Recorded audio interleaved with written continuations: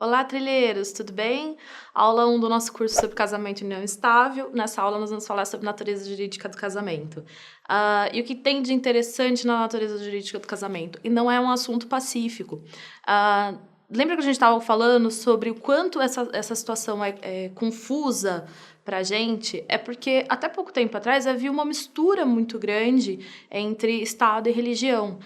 Basicamente, dentro do nosso direito, a questão de 100 ou cento e poucos anos atrás, a única maneira de se casar era através da igreja.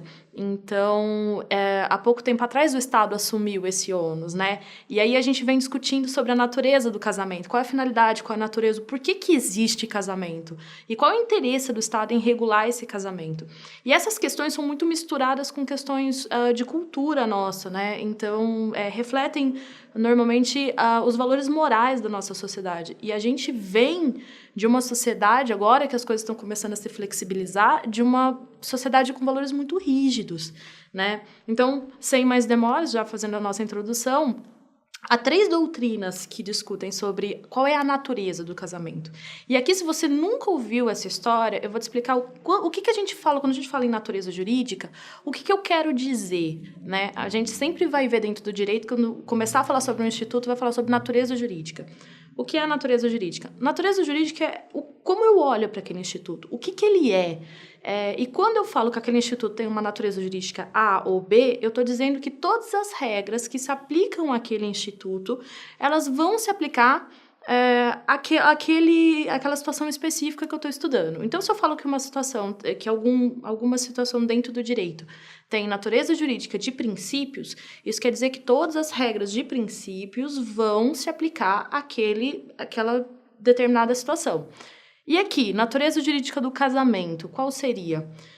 Bom, há 3 doutrinas. A primeira, doutrina individualista, que diz que casamento é um contrato de vontades. Se as pessoas vão lá e falam sim, e aí elas concordam com uma série de regras, e elas concordam se casar e assumir uma situação, uma relação entre si, isso quer dizer que casamento seria um contrato.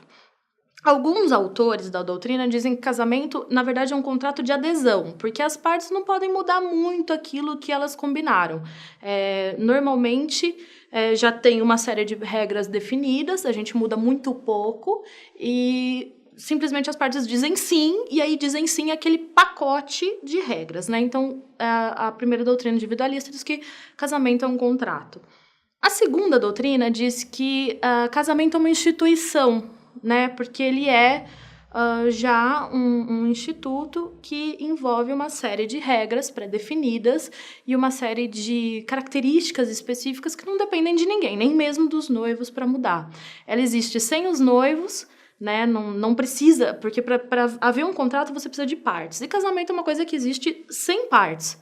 Né? Você pode falar em casamento em um sentido objetivo sem pensar em um noivo ou uma noiva específica. E a corrente eclética. A corrente eclética, que é a terceira, ela faz uma mistura entre as duas primeiras. Então, ela fala que casamento é um ato complexo. Por quê? Ele é um contrato quando eu estou falando de formação, né? Então, com relação aos noivos, casamento é um contrato. Mas casamento também é uma instituição, porque a gente consegue estudar isso como objeto separado. Eu consigo pensar em casamento sem necessariamente atribuí-lo a alguém, né? Então, o casamento também seria uma instituição. Ele tem uma série de regras, de características específicas, independentes, e nesse aspecto ele seria uma instituição. E o casamento como contrato? Vamos, então, analisar esse ponto. Por que casamento seria um contrato para parte da doutrina? E aí, talvez eles não estejam tão errados, porque até tem fundamento para dizer isso. Por quê? Casamento é um ato jurídico negocial, certo? Duas partes anuem com um determinado tipo de situação, um determinado tipo de acordo. É um ato solene. É solene porque ele tem uma forma, uma das mais rígidas de dentro do direito. Há coisas que precisam ser ditas dentro do casamento. Toda vez que vai se realizar uma cerimônia de casamento, se o padre, ou o ministro, ou o bispo, eles não dizerem certas frases, se não tiver certos requisitos, esse casamento não tem validade. Então, é preciso que primeiro se pergunte se os noivos estão de livre e espontânea vontade, depois os noivos precisam dizer um sim claro. Essas formalidades, elas precisam ser respeitadas, sob pena de nulidade, tá? É um ato público. Embora alguns artistas façam lá esse casamento escondidinho, mas pela lei o casamento ele tem que ser de portas abertas. No cartório ele vai ser de portas abertas, e se você algum dia quiser casar naquele lugar bonito, aquele parque, pelo menos para a cerimônia você não pode restringir ninguém de entrar. Então até a sua arqui-inimiga ou seu arqui-inimigo vai poder entrar no seu casamento e assistir, porque o casamento é público e as portas têm que estar abertas para qualquer um do povo poder entrar e, eventualmente, se tiver alguma oposição, manifestar ali na hora, até a hora da cerimônia. E é um ato complexo, porque envolve regras gerais de contratos e obrigações e envolve regras especiais, regras sui generis. E quais são essas regras especiais? Ele depende de declaração de vontade, ele depende de oficialidade e depende de eficácia garantida por atos do Estado. Então, eu não posso simplesmente falar, então tá bom, eu vou casar com o fulano de tal, então agora a gente casou.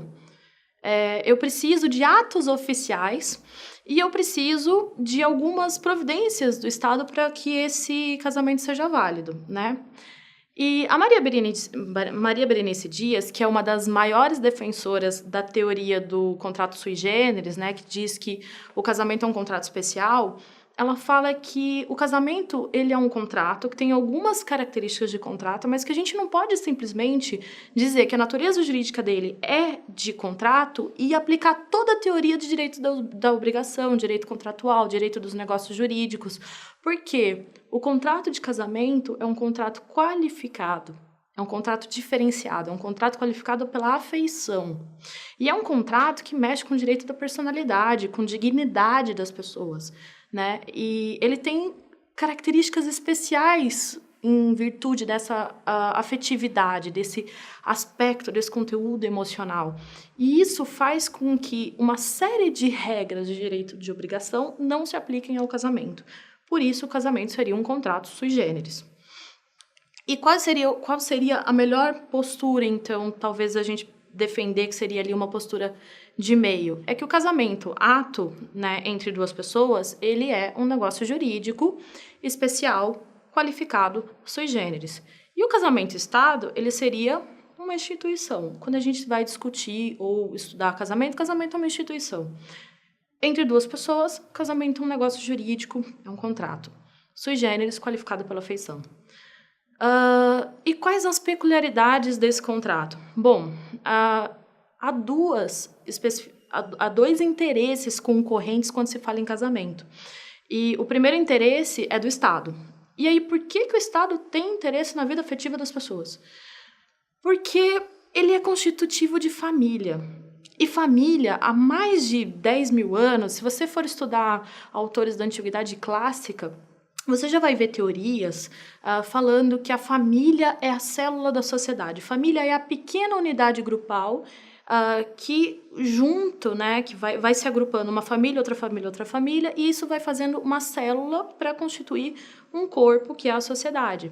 Então, desde muito, né, desde até da antiguidade, que a gente tem teorias estudando o papel dessa pequena célula na formação de uma sociedade, como isso determina, como isso estrutura, e até estruturando o próprio indivíduo, como esse indivíduo vai se compor ou vai se comportar numa sociedade, vai depender da estrutura que ele recebeu da família dele. E com relação aos nubentes? Bom, os nubentes são os mais interessados, né? Se eles têm afeição e desejo de se juntar e esse sentimento afetivo e essa busca por essa completude, por esse ideal romântico, então eles são os maiores interessados no casamento. E, como eu disse anteriormente, com relação, né, à opinião da Maria Berenice Dias, é esse sentimento afetivo que qualifica o casamento como um negócio jurídico especial. Bom, a nossa aula vai ficando por aqui. Eu aguardo você na próxima. Tchau, obrigada.